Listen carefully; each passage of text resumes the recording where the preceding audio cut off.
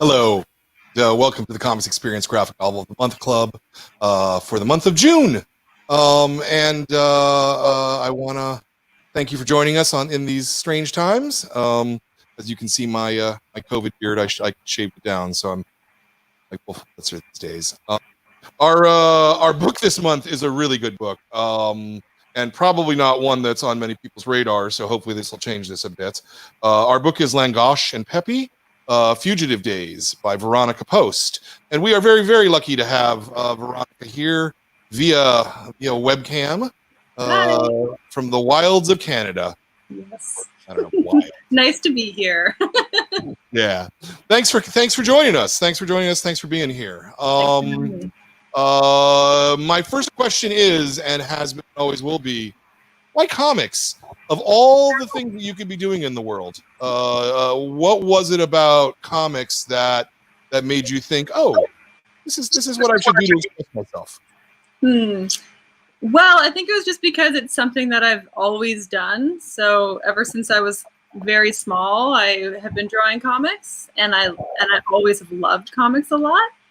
I actually have two jobs. I'm also a woodworker and a woodworking instructor. So I split my time between those two not very profitable endeavors. But I like working with my hands, and I like telling stories. And so that's why comics. I'm very visual, and I'm also very hands-on. So those two work together well. Yeah, so you say you've been drawing comics for a long time. So tell us, how long? Going back to childhood? Yeah, going back to grade 1, me and my best friend Kathleen started a comic book. It was like an autobiographical comic that she and I wrote about our lives, and we called it Freckle Juice. And it was just like stuff that kids did that we would write about. And we also started our own little radio podcast at the time, which was just us recording our voices onto a cassette. Right. But I was really into doing things myself. And I was like, ooh, I loved Calvin and Hobbes a lot as a kid, and Archie's and Peanuts and all sorts of comics. And so I was like, I can do this. You know, if they can do it, I can do it too. Yeah, that was my question was what was your exposure to comics? So you've said Calvin and Hobbes and Peanuts, mostly newspaper strip kind of things then? Yeah, although I did, when we got scholastic books in school, I noticed that they had Garfield, Calvin and Hobbes, Peanuts. There was a few others in there. I ordered the books so that I could get also like the Calvin and Hobbes like full page comics. So those were all really inspirational. And then at flea markets and things like that, I would pick up books. So I actually got a whole bunch of Beetle Bailey comic books, and I was really into those. Any comic that I could get my hands on, I was into. I was kind of obsessed with them. Yeah. Did you have a comic shop near you when you were young? No, okay. We didn't know. The only thing that we really had was, you know, the local little grocery store would sell Archies. So I was buying Archies a lot from there. But I was really picky about Archies too, because I didn't want any of the new Archies. I only wanted Archies that had the old drawings in them from like the 50s. Those are the ones that I liked. And I was kind of snobby about the newer ones. So I didn't buy a lot of them. Interesting. So not a big Dan DeCarlo fan then? No. He was always my favorite Archie artist. There was something about his style I really liked. Yeah, I don't know. I wish I could remember the name of the artist that I was like super into. There was like one person in particular. Anyway, their name escapes me now, but I was like really into their drawings for some reason. But yeah. How do you remember when you first realized that there were actual people drawing comics as opposed to just them appearing? I think it was. It had to do with Peanuts, because I remember seeing a picture of Charles Schultz and him drawing, and I was like, ooh, yeah. So there's the person who does it. And I think he was the first and maybe for a long time the only cartoonist I actually saw an image of. Yeah. It took me probably until I was, I don't know, 13 or 14 before I finally realized that there were different people doing them. And, you know, like, oh, it's not just one guy doing them all, you know? Yeah. Funny. Did you go to school for art? Well, I went to an art school, yeah, for 1 year. Okay. There's a school here in Halifax called the Nova Scotia College of Art and Design, and I went there for they have what they call a foundation program, which kind of covers a whole bunch of different stuff. And I did that, and then it was around that time I went to Montreal for the first time and decided I wanted to move to Montreal, and that exposed me. My move to Montreal exposed me to like a whole other world of comics and graphic novels and everything, with everything going on in Quebec. And then I went to Montreal and I stopped going to art school and I started going to school for cabinet making. So I finished, the only schooling post-secondary that I have is is in vocational trades, woodworking stuff. Okay. And Yeah. how did you make the jump to doing a big old book like this? Yeah, I did zines for a really long time. Yeah. So when I was in Montreal, like Drawn and Quarterly is based there, and I was really inspired by everything that was happening there art-wise. And that's where, like, there's this expo zine event that happens there every year where all sorts of people come and they bring their self-published work. And there's some published stuff there too. And that was the first time I saw people actually making comics themselves, printing them and selling them themselves. And that kind of opened my mind to the possibilities of me doing that. So I did that for years. And then it was after that, it was after my trip that this book is based on, that I compiled enough crazy stories that I thought I had the material to do a full book. Yeah, yeah. And the zines that you were doing, were they slice of life? Were they? Yeah, they were slice of life. Yeah, they were slice of life. There were some. Well, there was a couple of them that were a little bit different. So most of them were slice of life stories that friends or family had told me. So I would just write those or draw those. And I did a couple of, like, a little series of zines on just what I thought were like interesting groups of people. So I did one little zine on, I got into this YouTube hole one day looking at women who don't have any arms and how they like survive doing everything with their feet. So I did a whole thing on that. And then another thing on female bodybuilders. I did a zine of all of my friends who work in trades, a whole bunch of different stuff, whatever was interesting to me at the time. Oh, that's super interesting. Yeah. And I'm assuming, because you kept doing it, that you were successful enough. You made back your table. You made enough to pay your train there. Yeah. Yeah, I was part of a little collective. Okay. So that kept a lot of the costs down. So we were called the Walking Distance Zine Distro, and we just had a little group of maybe 5 people, and we just worked together, and we would rent tables together and share printing costs and stuff. Yeah. Yeah, neat. Good time. Yeah. And when did you think that you could do it professionally? That really probably, the idea for that was spawned in probably 2013. I had already been in Hungary was in Hungary for a year at that point, and had come back to Canada, and I had been working on, basically I was journaling. I was keeping a diary, but the form I was keeping my diary in was comic book. And I was keeping my diary also through LANGOSH and PEPPI, rather than first person with myself being the main character. So, like, after I'd compiled several sketchbooks worth of stories from my travels in comic book, sort of sketched out storyboard, I realized that I could definitely do a graphic novel with it. And it was, 2013 was when I really got serious on that idea. Wow, that was a while ago. It took a while for it to. Yeah, well, I actually went back to Hungary, and that's when the whole thing happened with the migrant crisis and many other things that happened in that book. So it was quite a long time in the making. Yeah. And so your intent was, I guess, a very different book then. Yeah. It would have been like vignettes, like a series of little kind of unusual or strange, funny things that happened while traveling, and quite a few different things happened in my life that turned it from that into something a little bit more serious. Yeah. Yeah. Yeah. What brought you to Hungary in the first place? I was following my boyfriend. Mm-hmm. Yeah, I was Mm-hmm. dating someone at the time who was not Canadian, and therefore had passport issues, so like had to validate the passport. This is discussed a little bit in Langosh and Peppi. So we went to Hungary because he had already been living there on and off for years, and it was my first time in Hungary. My father is European, so I'd been to Europe before to visit family, but never to Eastern or Central Europe. So it was a new experience for me. Yeah.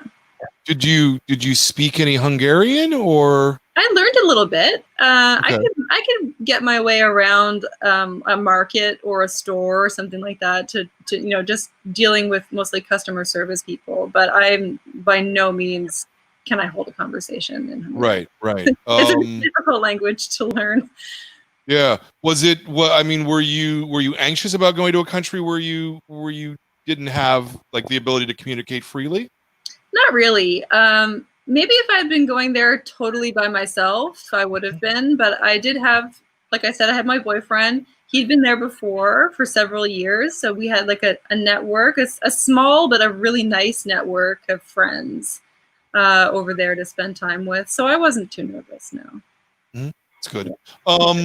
Now you kept your journals, using these characters. Mm-hmm. Why did you approach it that way?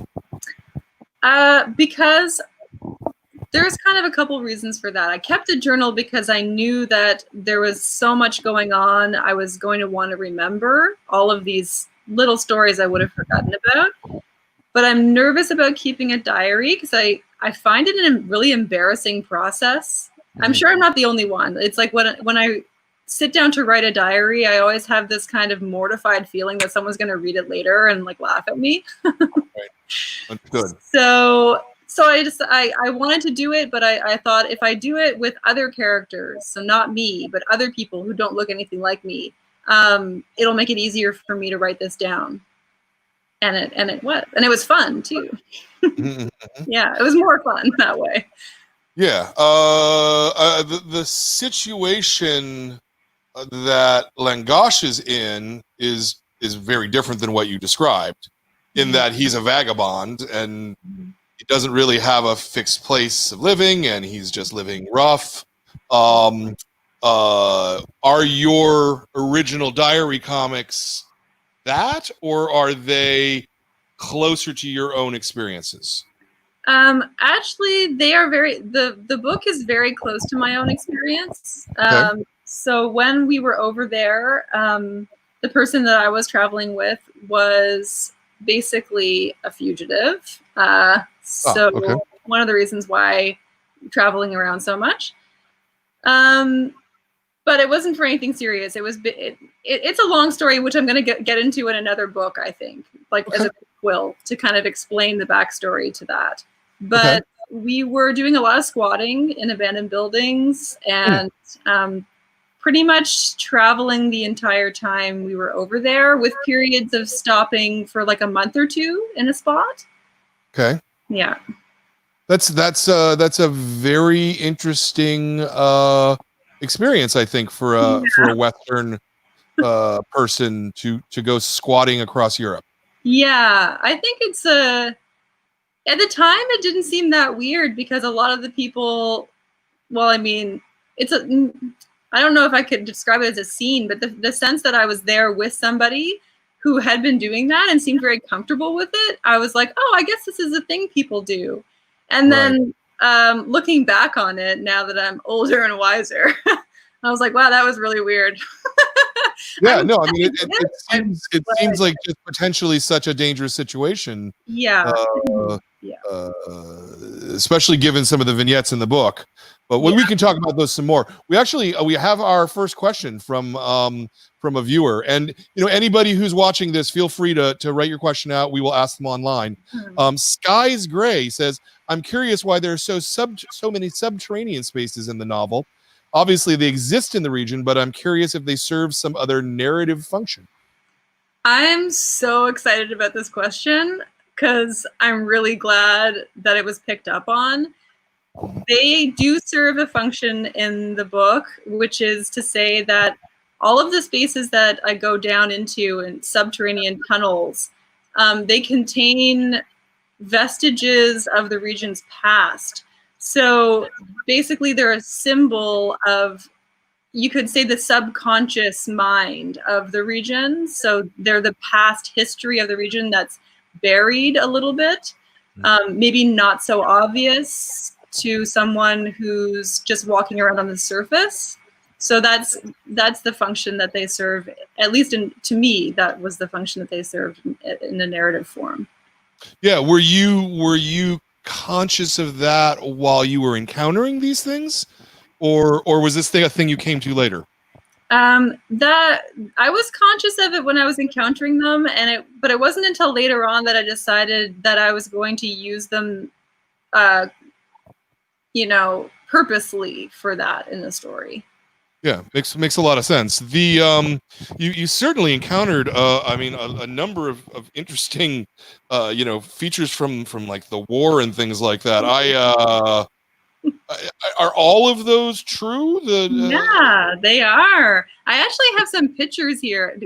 Can we do love to share screen? I can show you some stuff. Yeah, sure, absolutely. Throw it up.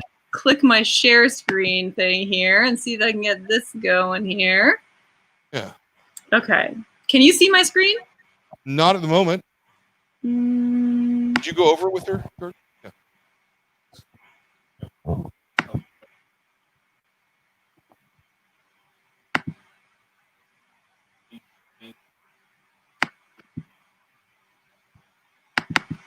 Okay. So looks like should be working. Nope, still seeing your face. No? All right. Well, I'm going to keep that up there anyway. We can continue, and maybe if it gets figured out. I clicked on share. I'm just waiting now. It could just be my computer is slow. Yeah, you probably just have, you're probably meant to click on what it is that you're sharing. So you need to have a... Can you see me now? Can you see my screen now? I can still see your... Oh, there we go. There we go. You got it? Okay. Yeah. All right, let me see here. I actually pulled some of these out because I thought maybe somebody, maybe it would be a question that came up. So yeah, here's a couple pictures of the Soviet spy tunnel stuff. So yeah, this is an image that you might remember from the book. Yeah. Yeah, so this and there was electricity flowing down there. I know. It was so weird, Brian. Because, like, first of all, it was just so weird going down that little, there's like, before we realized we could turn the lights on, we saw that. Yeah. We were like, what the heck is that? And why is it on? And what's it doing? This is some more stuff from there. I wasn't really like, I don't know if I really fully captured how decrepit it was. Sure. It was like a weird combination of decrepit and like completely functional looking. Yeah, but it looks like it was someone left there yesterday. Yes. Which is freaky. know. That's really disturbing, because I mean, here in San Francisco, we've got all kinds of old earthworks and tunnels from like World War II and old artillery sites, but none of it is powered or could you walk around in any plausible way. Exactly. There's the telephone, the phone rooms, and there's some more machinery. Yeah, looking good under there still. Very bizarre. It's really incredible how kind of the most unbelievable part of the book is actually real. Is actually real, I mean, not that you believe it when you were writing about it, but it still was like, that's really strange. Yeah, wow. It's all real. Wow. It's all, everything that's in the book is based on something that actually happened. Wow. I might have, moved the timeline around a little bit. So sure, of course. But otherwise it's all actual stuff. Wow, that's really cool. Another question. David Emmanuel, the story starts with a light touch and gets progressively darker. By the end, Langosh makes some serious moral choices about staying safe and silent or getting involved. Was this your experience? Yeah, that was totally my experience. Yeah.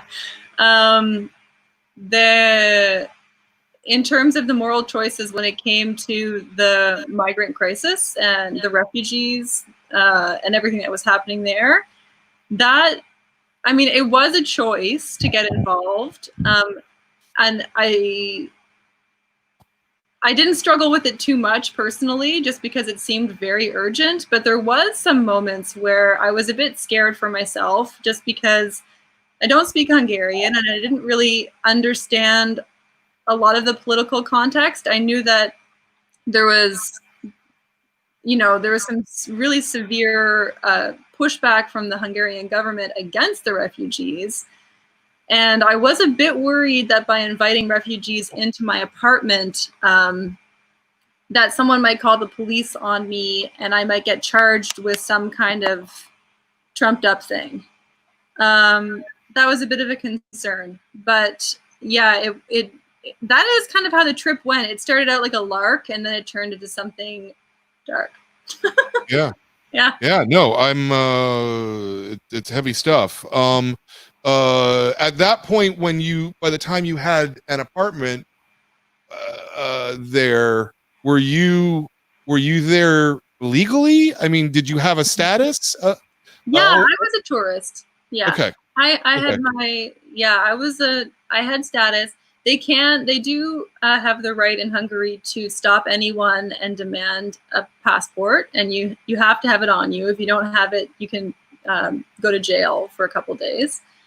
So you do have to be careful if you're traveling there not to overstay your visa, your tourist visa, which Sure. is one of the reasons why to go to Slovenia and then down to Bosnia and Serbia was to maintain that validity. Yeah. Yeah. Yeah. Just because there's a big difference between squatting and having a legal apartment, and Yeah. Yeah. Okay. Exactly. Making sure I understood. Not squatting and then also not have a valid passport on top of that. Right. Hungary is, from what little I know, which is really extraordinarily little, they're very much kind of a monoculture, aren't they? It's a very white society. Yeah, it's more diverse than you would know. Based on, people in North America who aren't Hungarian really don't know very much about Hungary because we don't learn about the history of Hungary. It has a very there's some diversity. So like there's white Hungarians. There's also a lot of Roma Hungarians, which is what we would call, I guess, gypsy, but that's kind of a politically incorrect term to use. Correct. So like there's Roma Hungarians, white Hungarians. There's also an African diaspora there. There's Russians. There's people from all over Eastern Europe that have settled there. Romanians that were trying to get out of Romania during the reign of Ceausescu when they wanted to cross the border to get out of there. There's Romanian population there. And the borders have shifted a little bit over time as well. So Hungary used to be part of Austria, and it was larger at one point, and then world wars happened and borders shifted around and borders changed. So there's some Serbian population there too. So it's relatively diverse, but it definitely only presents itself, the political class only present the white Hungarian story of that. Yeah. Sure. Which is again probably the reason that was my perception of of that. Yeah. Because I would think in such an environment, Serbians would stand out physically. And it wouldn't. There would not be a very easy way for them to acclimate. Yeah. Yes. And a lot of Hungarians are not bilingual. anyone stands out who doesn't speak Hungarian, which is pretty much everyone who's not Hungarian. Right. And I found I got a little bit of, I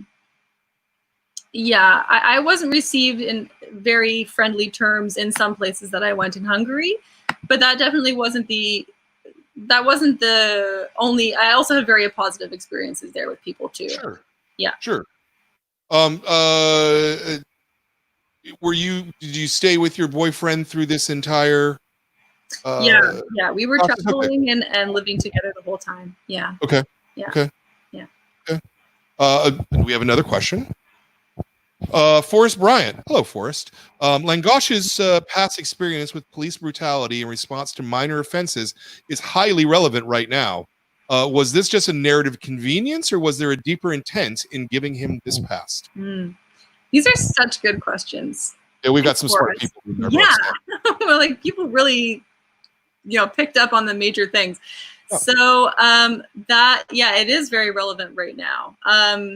That I put that in the story because I do have a very close friend who has had those type of experiences with the police, and it did inform a lot of life choices for that person that did lead to quite a unstable life for a long time. So it seemed relevant to the story of Langosh and Peppi. Them being fugitives from the law and whatnot. So I did want to include that in there because I do have very close personal connections with people who have experienced the abuse of power by the hands of the police, and it's something that is a very personal, sensitive issue for me, and I find it's very important on a personal level, as well as just in general. It's important. Sure. Is there? I mean, I don't have the perception that in Canada there's a particular brutality problem. Is there? Oh, Jordan's nodding yes. Okay. Yeah, there is. Yeah. Okay. It's the same here.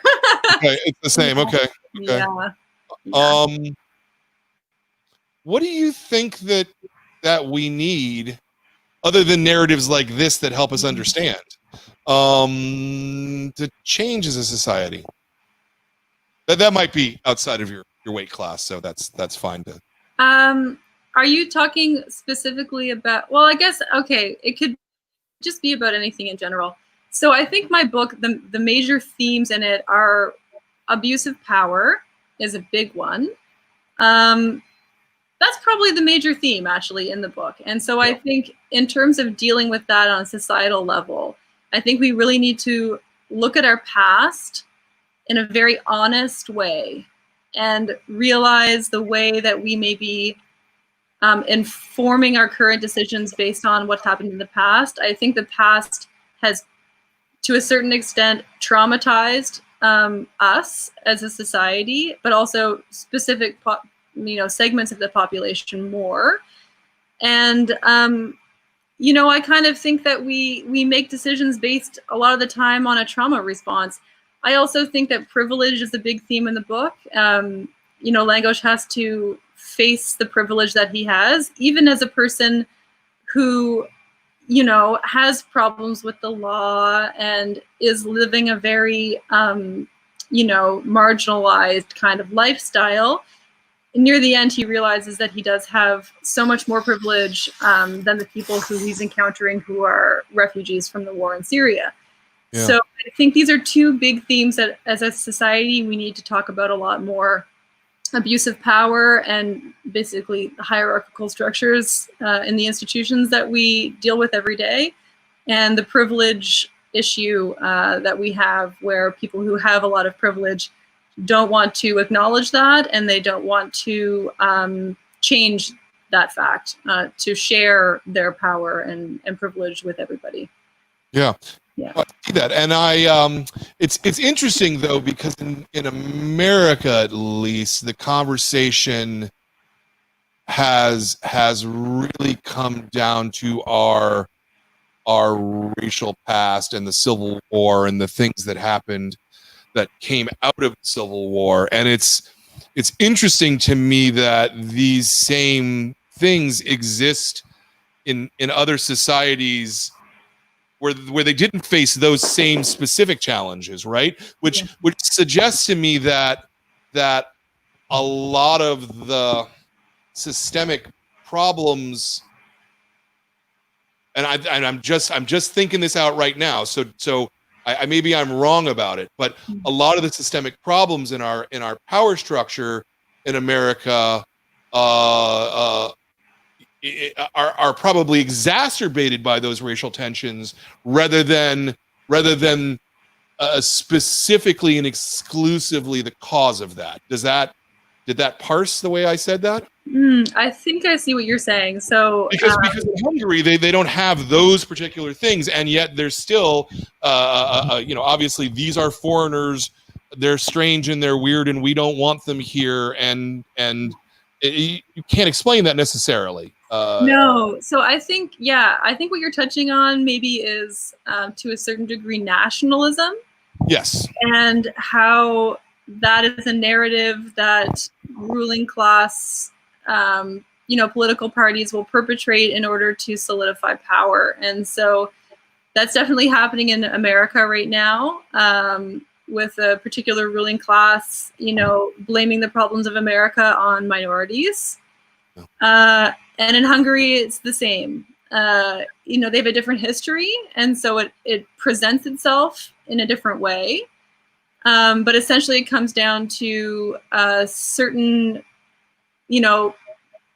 political class that has like a lot of power that is saying, if there's any problems we have, it's the fault of those people who don't look like us, And it's a repetition of what happened in the Second World War with the Holocaust, which Hungary participated in. And they've never, on a large social level, really dealt with that fact. Germany has been struggling to deal with it for years and trying to be open about it. Hungary has not reached that point, probably because they were closed behind the Iron Curtain for a very long time and didn't have very much contact with the Western world. So they're a little bit behind on grappling with those issues. And also the fact of them being part of the Eastern Bloc for so long, which is a very bitter point for most Hungarians. Yes.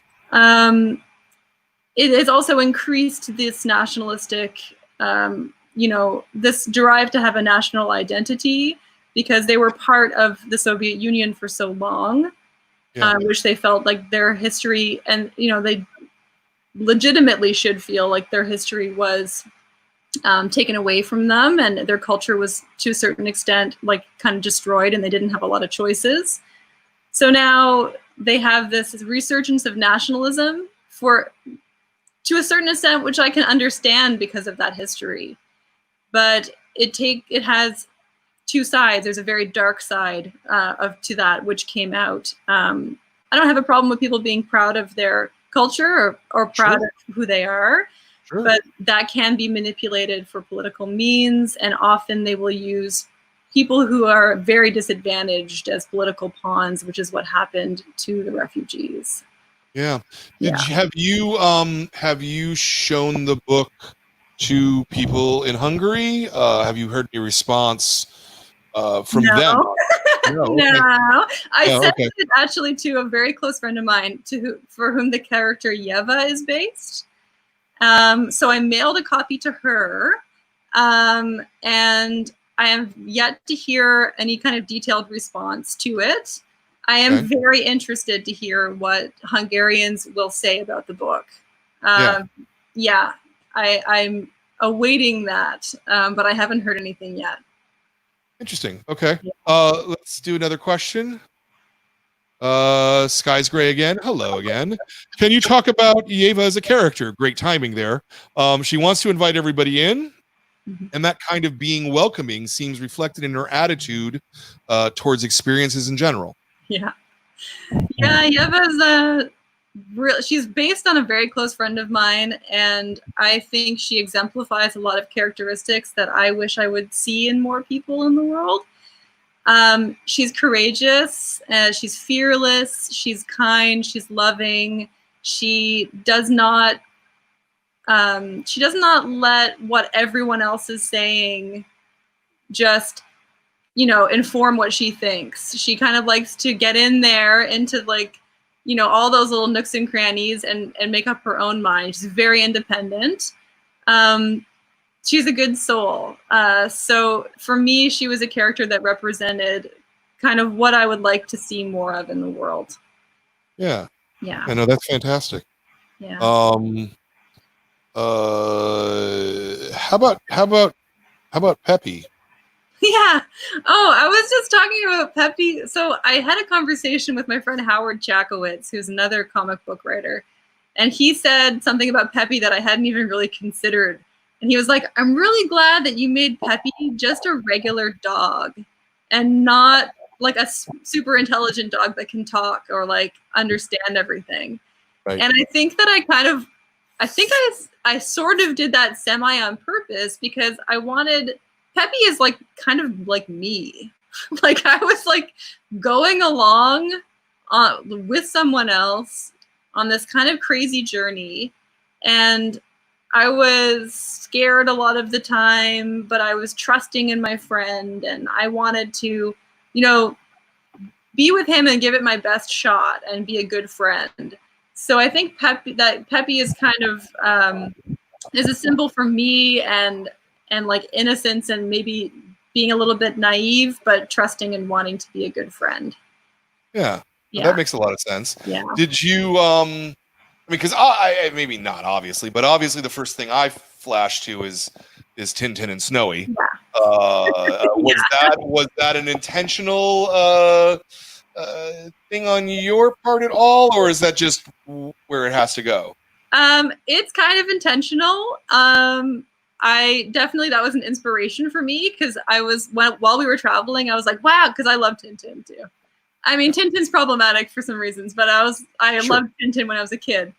And I remember thinking, I was like, wow, this is just like an adventure of Tintin and Snowy, except a little bit grungier and with a little bit less, like, you know, I'm not actually a detective or anything. I'm just poking my nose where it doesn't belong, basically, which is what Tintin's always doing. And yeah, so there was like a parallel that I thought was kind of cool there. So there was a bit of intentionality to that. But I want to share my screen with you once more, because I want to show you the people. Like, there is actually a guy and his dog that I saw that I wanted to base the characters on. I'm just going to pull up a picture here. This is the original Langosh and Peppi.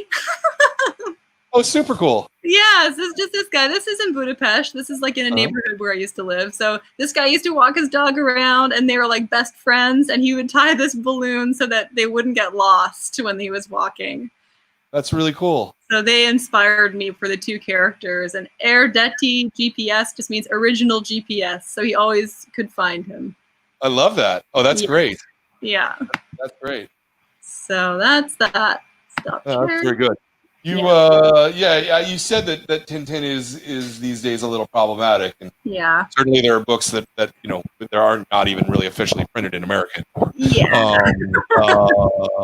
But regardless of that, I mean, Hergé's craft was just immaculate. Yes. One of the greatest storytellers we've ever had.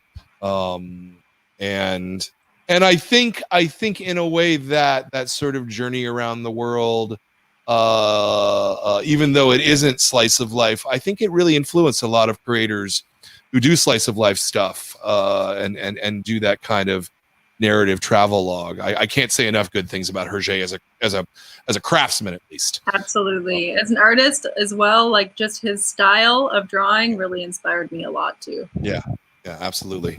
Absolutely. So let's maybe talk about craft a little bit. You said that it was 2013 roughly that you decided that you had enough material for a book. Yeah. So what was your process in shaping that? So it started out looking quite different than it does now.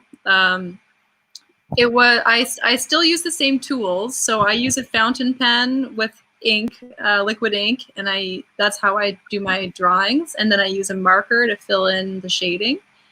I used to do a lot more cross hatching, and I've kind of like scaled back because I liked the more simple, clean aesthetic. I was really inspired by, as well, a book called Disappearance Diary by Hideo Azuma.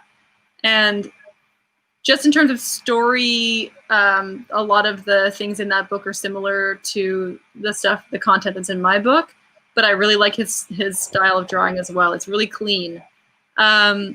So when it started out, yeah, it was much messier. There's a lot more cross-hatching, much thicker lines, much darker. And over the course of the years that I was drawing it, I cleaned it up quite a bit. Much more minimal than it was before. So I start with like rough storyboarding, and I just draw tic-tac-toe grid on a piece of paper, and I do very, very minimal storyboarding. So pretty much stick figures with some like sketchy backgrounds. I use photographs, like as you can see, I have like thousands of photos that I took during my travel that I use as reference photos. For some of the larger things, like, scenery shots and stuff like that. And so I'll do the pencil sketch and like storyboard it out a little bit. I don't do the whole book even. I'll do like a chapter or less. And then I'll get down into doing better quality pencils. And then I use the light table, and I go over everything on the light table with a fountain pen. Wow. Okay. That's a pretty traditional way of doing it. I don't really know how to use a computer. Good. No, I mean, what's great about comics is you can do it any way, and it all works at the end of the day. Though I notice on just a fast flip through the witch character, you're not spotting those blacks. You're cross hatching them. Yeah, that's true. Seems insane. That feels like it must have taken you like every time she's on panel, like. Yeah, I'm looking at it now too. I'm like, I have my own copy here. I'm like, oh, look at. There's a little bit near the center of the book where they're going down into the nuclear bunker, and there's a lot more blacks that I painted in there. And I actually did that whole scene like a few months earlier than the rest, because I just wanted to finish some to show to the publisher like what the finished product would look like. Yeah. And Andy Brown, who's the publisher for Conundrum Press, he like really encouraged me to do more solid black. So I did that, and then later on I was like, I don't really like the solid black. I don't like the way it looks. So I started cross hatching again because it just looks softer, and I just prefer it. So it was a lot more work, but I like it more. Yeah, no, you should always do what works for the aesthetic of the book. So it's way more work. Oh my god. Yeah, no, I bet. My poor hands. Yeah, this is a 322-page book, which is pretty enormous for a first graphic novel. Yeah. Did you realize that it was that big when you started doing it, or? Yeah, I did. I had done like a 100-page book like years before. Okay. So I kind of had an idea, but I didn't really realize, Brian, like how much I was going to draw and almost finish and then edit out. Right. It was a lot longer than I thought it was going to be just because of that. I was like, there's tons of stuff that I almost finished drawing, and then I realized I don't have time to give it justice, or it doesn't really add anything to the story, so I'm going to take it out. It was a huge learning process for me. Yeah, so it did take me probably about like, when I really started drawing it was like 2015. So yeah, it took quite a few years to finish it. And I think, I sometimes during the process, I would think maybe I should just release this as like a series of shorter ones rather than one big one. But in the end, I'm glad that I did it as it is. I'm really happy with it. Yeah. Um, You should I'm be. looking forward to doing more. Yeah. Yeah. No, you should be really proud of this book. This is a fantastic accomplishment as a Thank first you. major work. This is a great book. Thank you so much. Yeah. No, I wouldn't have picked it as the thing if I. You know, I really not appreciate blowing it. smoke here. I legitimately think that. Uh, you said that you were thumbnailing things out at first. So how did you? I guess I'm just trying to understand how you would thumbnail things out and then start drawing it and then realize, oh wait, this doesn't belong here. Because I think when I first started, I was convincing myself I was going to be able to fit everything in that I wanted to fit in. And I didn't want anyone to tell me otherwise, right? So I had this list of being like, these are all the stories I'm going to put in here. And I'm going to start with the first one and I'm going to just work my way to the bottom. Right. And it wasn't until like 2 years of working on it, I realized, okay, it's too much, right? Like I need to edit some of this out. So that's how that happened. And if I had sat down and storyboarded the entire book first, I would have realized that a lot sooner. Sure. Did you have any editorial input? Or I guess when did you have the editorial input would be the better question. Yeah. Andy Brown did help me with the editorial input quite a bit through the process, but he's quite hands-off. So he doesn't demand that I send him so many pages a month or anything like that. He kind of like let me do what I wanted at my pace. And then every once in a while he'd be like, let's see what you have. And then I'd send it to him and he'd be like, are you sure that you're going to be able to do all, like, he would give me a lot of positive input, but he was hinting from the beginning that I was trying to bite off more than I could chew. Right. And I just totally ignored that. Okay. I was like, he doesn't know what I'm capable of. And then I was like, oh yeah, he actually knows exactly. Right. And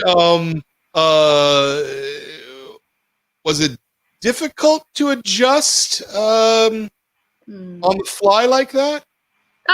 Yeah, it was. To tell you the truth, like I pretty much like had the whole book finished. Well, okay, I had like 150 pages of the book done by, let's say, like just this past December 1st.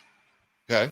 Right? And then I did the entire last half of the book in 1 month in December. Wow. And then I redrew the entire first half of the book in January because it didn't look as good as the second half looked. Veronica, that's insane. That's nuts. I know. Really? That's crazy. Oh my God. It's really crazy. And like, I didn't even tell Andy anything about that because I'm like, he's going to tell me I'm crazy, but I have to do it. And I'm really glad I did it. But I'm telling you, this was such a learning experience. I mean, it's like you said, like it's a big project for a first project. So of course there was like, you know, I did everything in a totally crazy way. Yeah. I've never done it before. But that makes it sound like you essentially drew the, I mean, obviously there was a lot of pre-planning and you had gone through it, so it's easier, but you essentially drew the book in 2 months. Yeah, I did. 322 pages. In, let's call it 60 days. That means you're doing 5 pages a day? Yeah, I was. Did you do anything else in those 2 months at all? No. I went to my boyfriend's parents' house for Christmas, and I went to my dad's house for Christmas, and that was it. That was like the only life that I had. Yeah, my jaw is dropped. That's insane. Wow. The thing is that my style of drawing improved so much during the 5 years of working on this book that there was no way I could allow myself to let it go with the first half of the book not looking that good and the second half looking good. Yeah. Sure. No, I understand that. I'm just, yeah, no, it's still insane. Logistics of it and going, wow, you've told me something. So I've interviewed 150 cartoonists at this point. Probably this is the first time anybody said anything even remotely like that. So, good job. You surprised me and surpassed me. I love it. Well, let's take another question with that. And Pudrago, your style reminds me a lot of Senpai. I don't know what Senpai is. I should look that up. He's a New Yorker artist, Jean-Jacques Senpai. To what point does the environment become a character that tells the history of these places? And what lives now in the places where abuse happened, like the spy bunker? Yeah. So yeah, the story or the scenery, I love drawing scenery. I could have just, well, I mean, I kind of would love to do a book that's like just scenery, actually. And if I could tell a story that way, that would be wonderful. In different parts of the book, the scenery is telling a story. So, for example, in Sarajevo, in the scenes in Sarajevo, I do show some houses that still have like bombed out holes left in them. Sarajevo is a gorgeous city. They have purposely, in some cases, left behind remnants of the war. So they do leave like bomb blast holes and things like that for people to see. So I put some of that in there. So that acts as a way of telling a bit about the history without having to literally, write it in dialogue. In the very beginning of the book, actually, there's a good example of like kind of what lives there now, which was that in the very like first, it's on page 11 actually, I show a picture of a train station. It's called Józsefváros, and that's in Budapest. And when I was living there, they were renting out apartments in it, kind of, but I think it was supposed to be just for like train workers union people. Anyway, I weirdly was like, I want to live here. They very politely told me to kind of buzz off in a way that I didn't get. But that train station, I found out after I had asked if I could live there or not, was the train station from which they were deporting Jews from Budapest to concentration camps. Yeah, so pretty yucky history. No indication when I was there at the time, no indication of the history anywhere on the building or in the neighborhood at all. Now that same building has been turned into a Holocaust museum. Oh, okay. So there is some changes, but one of the things that so fascinated me about Central and Eastern Europe is that the history is right there. I mean, I could literally walk into a nuclear bunker and no one's there to tell me not to. No one even took the stuff off the walls or hid any of it, right? And it's like, it's still living history. It's not in a museum. It's not behind glass. It's still there. It's decaying, but it's almost like you can touch it, and I found that so incredibly fascinating and moving in a way that I don't think I would have been moved, for example, if I had gone to a Soviet spy tunnel museum where I could have seen exhibits of the stuff. Yeah.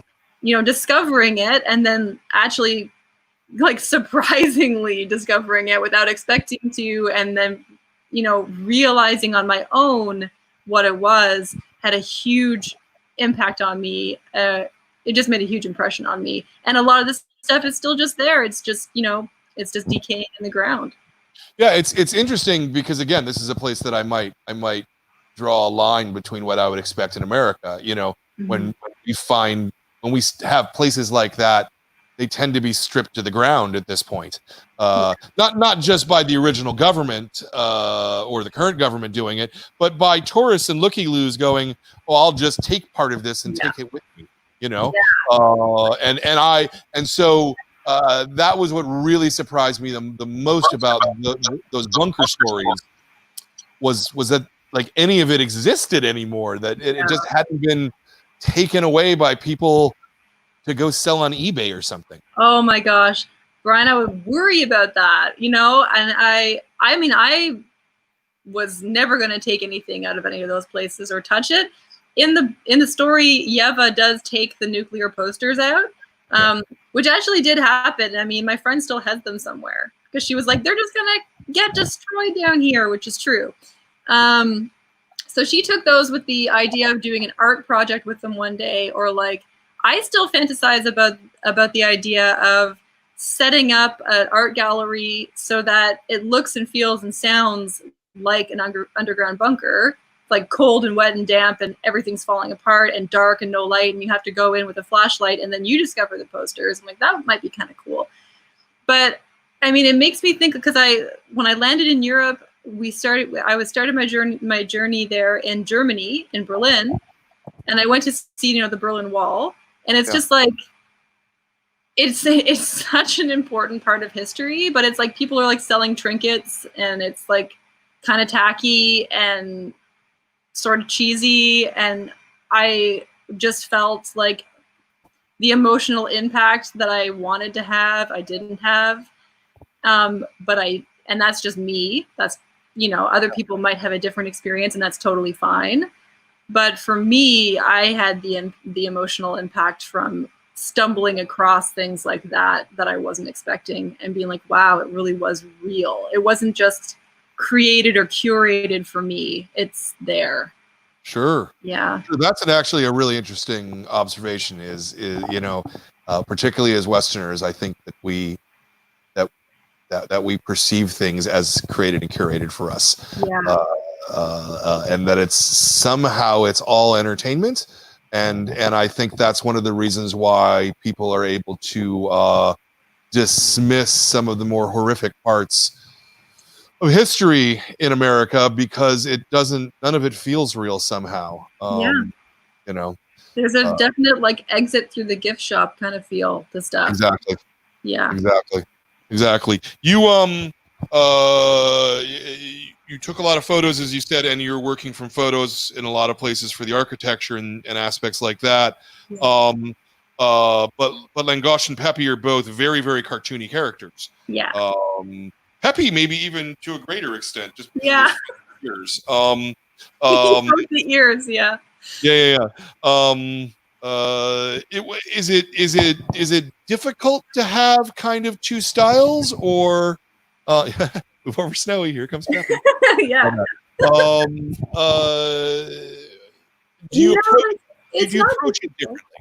Yeah, I approach it differently. So the reason that Langosh and Peppi and Yeva like look the way they do is because I have to draw them so many times, you know, over and over and over again, and almost every single. I think that Langosh and Peppi are in almost every panel, and so if I was gonna try to make them too realistic, it would have made it way harder for me, first of all, and second of all, I really like the way that more simplified characters look. I'm like, if you look at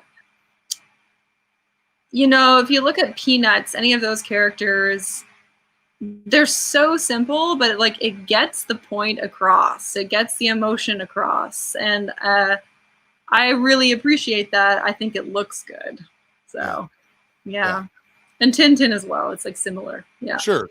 It's interesting, you know, though, because I agree with you, but I also think that they're very deceptively simple, because I think that, you know, you can look at Charles Schultz and go, oh, the guy's got a shaky line and it's just bubbles. But if you try to do that, it really doesn't look right, you know? Not you. Right. You're so right. It took me up until really like late last year to actually finally get the characters looking consistently like how they look in the book. and how I wanted them to look. If it's just a little bit off, it throws the whole thing off, you know? Yeah. Yeah. Well, and I mentioned before that the copy that I read of the book was a photocopy blue line where your handwritten corrections, and I don't know why they sent me the file with your handwritten corrections. That was the interesting part. That's what they chose to print out, was the handwritten corrections. Yeah, I don't know. And I could see like you going in and going, oh, I missed the bag, and you know, in these 4 pages, and like, you know, drawing in things. Like there was clearly a pass that you took going through the book of like, all right, let's fix stuff. Pass. Yeah. Curse that bag. Why did I ever decide to make him carry a bag? Because I don't draw, and it's not a skill that I have, and so I always wonder about those kinds of details and how you consistently get them in the work. You know, I think a lot about films, and I love films too. I'm kind of like a movie nerd, and they have a person for films called the continuity editor. And that's what that person does. They go through the like final version of the film, and they point out all of the stuff like, oh, he's wearing different colored shoes in that scene. He should be wearing this colored shoe. Or even more so, the continuity person tends to be on set and is taking notes as they're shooting it and going, this shot the blood is here rather than there in this shot. You know, it's because once you've unlike comics, right, where you could go back and redraw the bags you missed. Once you've shot that film, I mean, unless you've got a huge digital budget, you're not changing the guy's shirt. Nope. You know? Nope. Yeah, and then you have to get really creative with it. Like, I mean, it's kind of like I had to draw some panels over a couple of times because of stuff like that. Yeah. And because I don't know how to use Photoshop, and I'm not really that interested in learning how to use Photoshop, it made it so that I had to redraw stuff a lot. But I don't regret having to redraw stuff so much, because I wouldn't, like I said before, I wouldn't be so good at drawing now if I hadn't had to do that. Yeah, well, like any artistic endeavor, the more you do it, the better you're going to end up getting at. I'm 10,000 hours banked, that's for sure. Yeah, I'm certain the same thing is true with woodworking, right? Like the first bowl you tried to turn, wasn't that great, and now it's much easier, right? Yes, yes. Yeah. And you have to enjoy the process, or it's all gonna be horrible. So I do love drawing, and I do really enjoy it. Not that I didn't have my hard days where I was like, why did I decide to do this? Sure. For the most part, I loved it. Sure. Out of curiosity, because I know Canada has a very strong arts grant program. Were you doing this book on your own dime, or did you get some grant money to help you produce it? I did get some grant money because Andy is organized and professional enough to apply for grants on my behalf, which he did. Yeah. And I could have applied for more, and I wish that I had.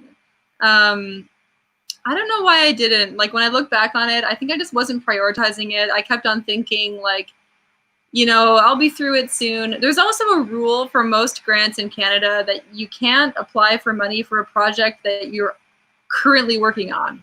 It has to be for something that you haven't started yet. So that I felt like that disqualified me from a lot of stuff. And in the end, I got a grant from Andy, and I got an advance from Andy. But, you know, considering how many years it took me to do it, I should have applied for some more grants. The next book I will. and well, so when you do Langosh and Peppi 2, Electric Boogaloo, are you sorry, it's a bad joke. I love it. Are you going to apply for grant money to do that, or would that fall under previous existing work? No, it won't fall under previously existing work. It's going to be a prequel / or sequel. And I already have submitted a grant application. I should be hearing about that in probably next 2 months. Okay. There's like 2 times a year in Canada when you can apply for grants federally and provincially, the spring and the fall. So I applied for the spring session. If I don't luck out, I will apply in the fall session. but also being a graphic novelist, there's 2 streams of funding I can go for. I can go for literary or visual art. So I have more options available to me than, you know, your average Joe. Yeah. Scene. Can you apply for both, or do you have to make a choice? I have to make a choice. Okay. But if I fail at the visual arts one, then I could submit to the literary. I see. Yeah. Interesting. Yeah. Do you know, are grants a large part of a Conundrum's business? Oh, well, Conundrum gets a lot of grants. Yeah. I know D&Q does as well. So yeah. So they're like Conundrum is funded by Canada Council for the Arts, which is our national federal funding program, but also they get funding from the provincial one, Arts Nova Scotia. Nice. Yeah. Nice. So I'm not sure. Like, I don't know the percentages of stuff. Oh, but no. I wasn't trying to ask that way. I was just, it was more in the, wouldn't that be nice if we had that in the United States? Oh man, it's so nice. I mean, Canada is very small. Like population wise, we are so small, but we do, you know, it seems as though try to spread the money around to artists as much as we can. Yeah. Well, it seems like it gives you the room to be able to take 7 years to produce a book, you know? Yeah. That would be much harder to do if in the US, you know? I was still working. So I'm sort of now split my time like sort of 50-50 between my woodworking career and my graphic novel career, which was really difficult because the graphic novel wasn't making me any money. Yes. I was working on it. Now that it's done, I think it'll be a lot easier for me, first of all, to get more grants because I've already get a book under my wing or whatever in my pocket. Yeah. They can see that you're going to do it and you're capable. Yeah. Exactly. Yeah. That's great. Yeah. Like I said, I wish we had more things like that and more opportunities here in the States, because certainly certainly we don't, and everybody's got to live and die on their own time. It looks like we have another question, so let's do that. Sky's Gray again. Hello, Sky's Gray. Out of everyone in comics, who would you be the most honored to learn that they liked your work? Woo.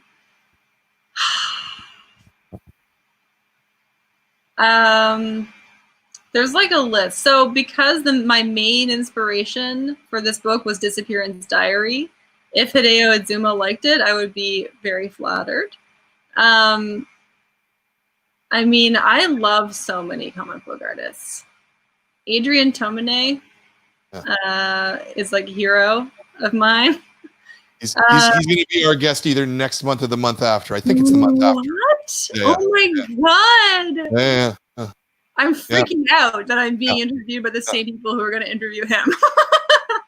Well, but it shows you that we put you on that same level. Thank you. There you go. Very flattered. Chester Brown. I love Chester. There's also, like, I don't know. There's so many. I don't really want to go. I mean, Bill Watterson. Just because he's kind of an enigma and a mystery. And if I even found out anything about him, like that he read my book, would make me like really happy and excited. Right. Like kind of anyone. I mean, I can't believe you guys read it. I'm flattered that anyone reads it and likes it. It doesn't even matter, you know? I'll tell you something really funny. Even Andy was like, how did you know to ask? Yeah. We're like this little tiny publisher, you know? Yeah. He was so these people, you know, he's like, I think I'd heard of them before, but anyway, it seems pretty legit. We're both like shocked. What made you go with Conundrum? Did you put together a proposal, or had you been talking to Andy for a while about just various things, or what was that process like? Yeah, so the process was, you know, I didn't really shop around. It was so small town Nova Scotia. Andy lives in the same town that my godparents live in. Mm-hmm. My godfather is an artist as well, so they know each other from being in the art scene. And basically, it was through my godfather. He was like, "You should approach Andy. You know, he seems like a good guy." And I just basically set up a meeting based on that, you know. And then I of course, I looked into Conundrum, and I was like, "Oh wow, like they've published these great books." I really, really, there's like, let me see here. They published this other Nova Scotian artists. I'm gonna grab their books here. Yeah. So that's a great book. Yep. Yeah. So this book, when I saw like this one and a few of their other ones, I was like, this looks amazing. I can't believe that this is based in Nova Scotia.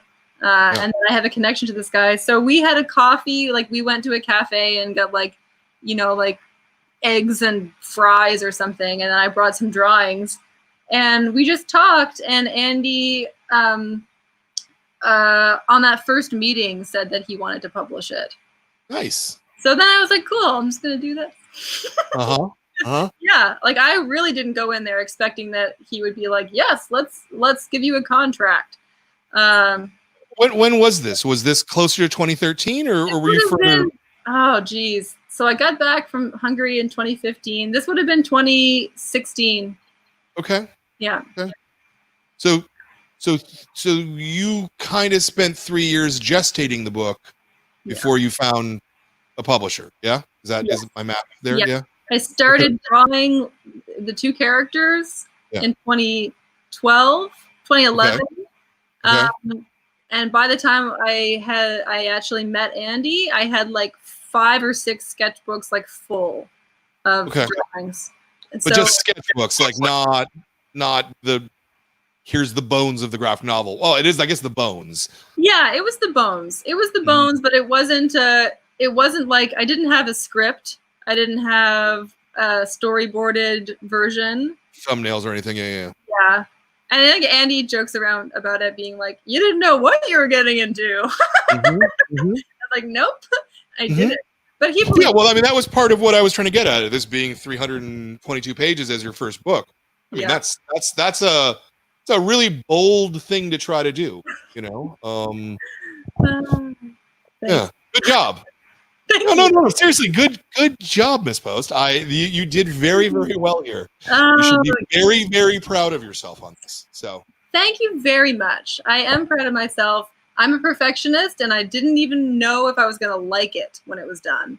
And I like it. I read it. Lovely. After it came out, I was thinking I'm not going to be able to read this and enjoy it. And I did, so I feel pretty good about it. Well, that's super cool. No, that's really good. I see there's one more question, and just before we put it up, this will kind of be our last round. We're getting close to the end, so if you have any questions, ask them now, all right? And we'll do a little lightning round or something. Jordan, go ahead. Patrigo again. Is the cover your colors? How much Homer is there in the design of Langosh? Those are two separate questions. Oh yeah. The cover is my colors, so I colored that. I didn't have the gall to color the whole thing, or the money for all of the ink and markers and stuff. But those are my colors. I'm got a good eye for it. This is everything pops properly the way it's supposed to. Thank you. I was quite proud of it. And I assume that you're talking about Homer Simpson. I would assume that's or Virgil's Homer. Yeah. So probably more Virgil's Homer than Homer Simpson.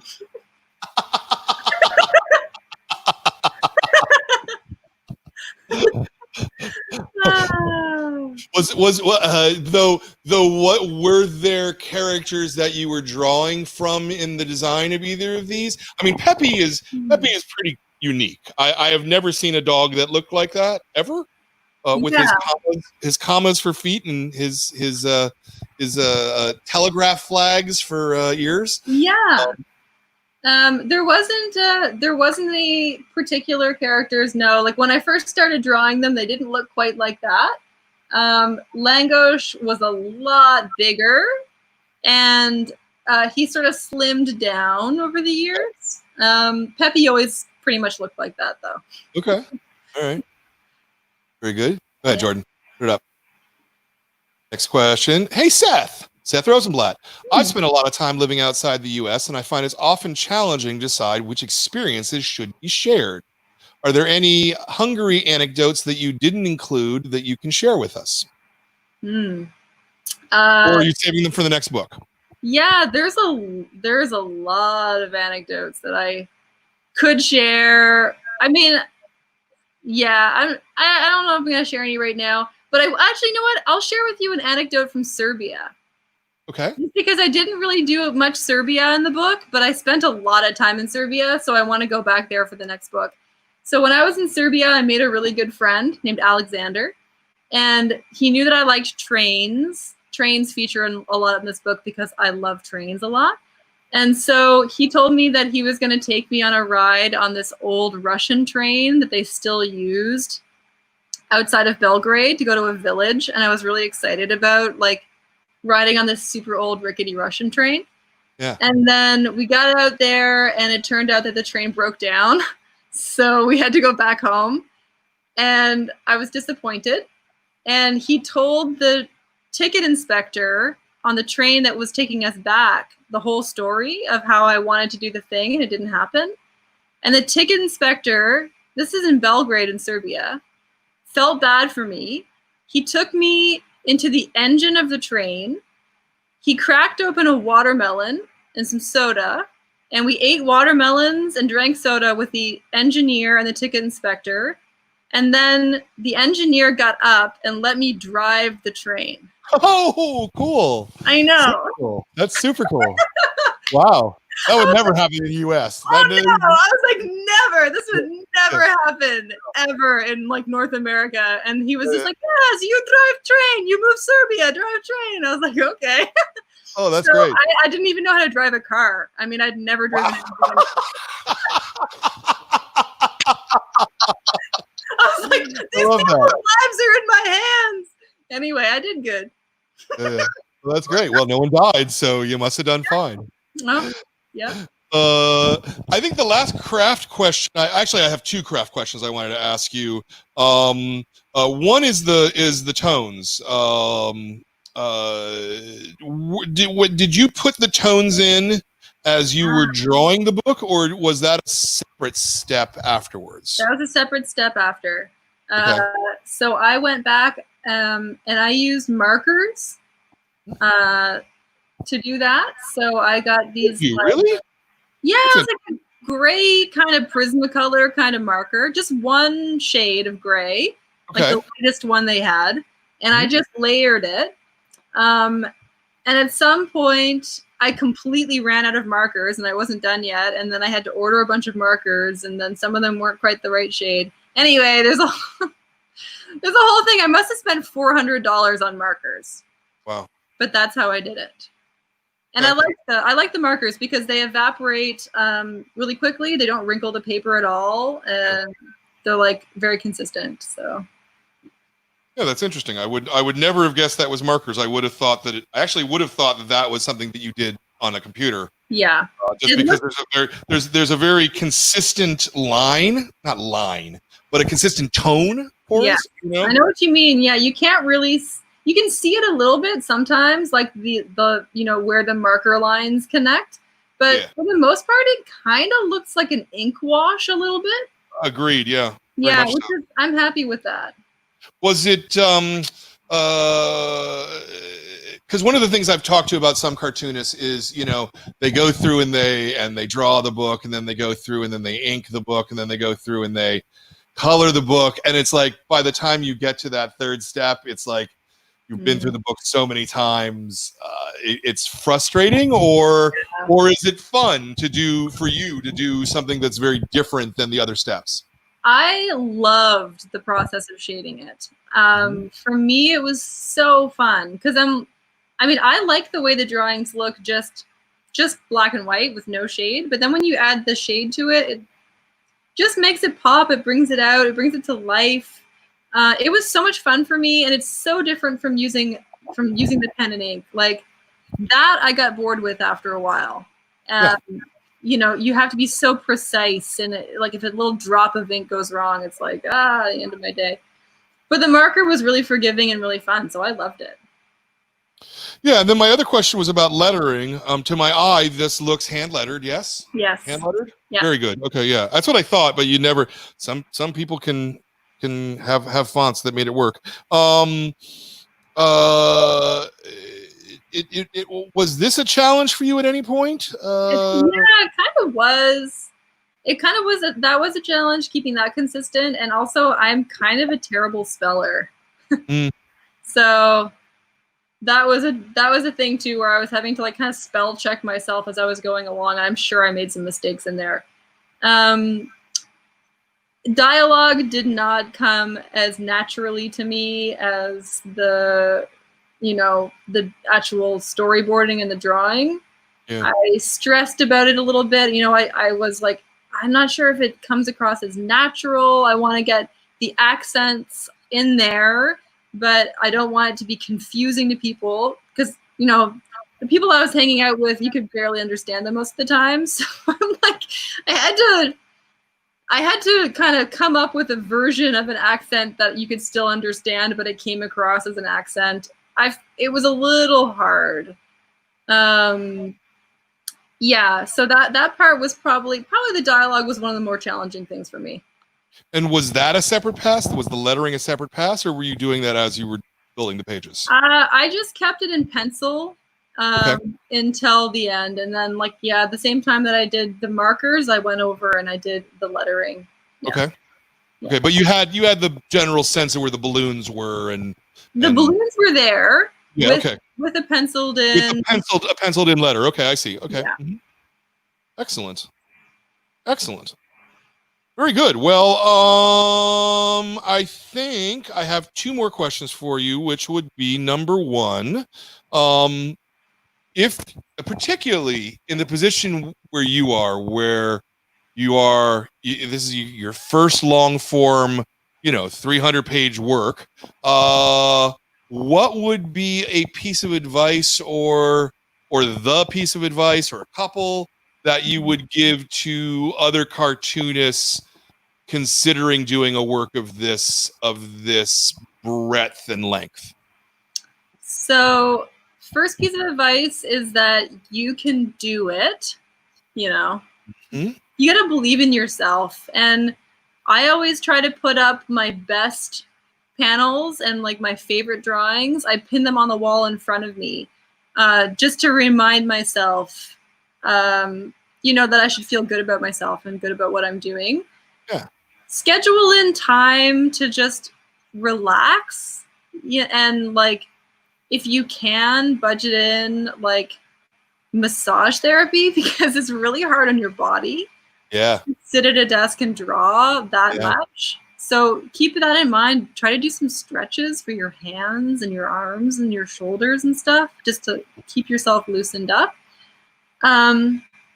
And I would say,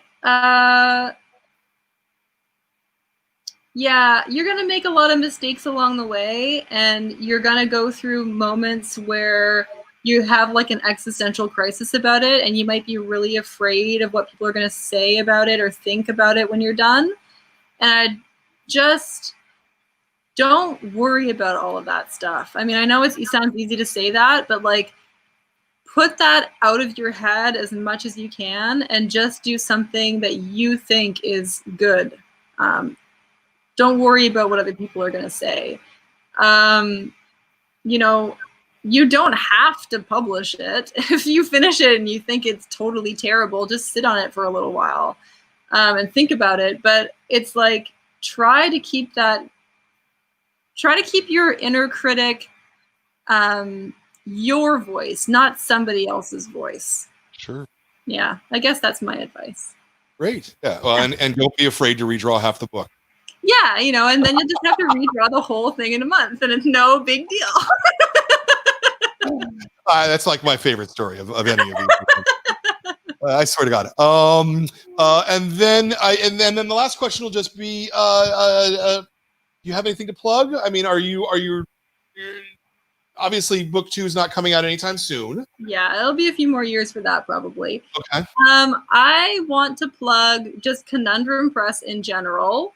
And Also the Hobtown mystery stories, because I think they're so good. Disappearance Diaries by Hideo Azuma. Read that. If you liked my book, you should definitely read that book. I think it's just so good. But yeah, anything by Conundrum Press, I think, just check them out. They're awesome. Yeah. I don't really have anything to plug. You're plugging my book, so that's good. That's good enough. Yeah. Your intent though is to do another Langosh and Peppi. Yeah. So there's probably going to be, hopefully, more than one more.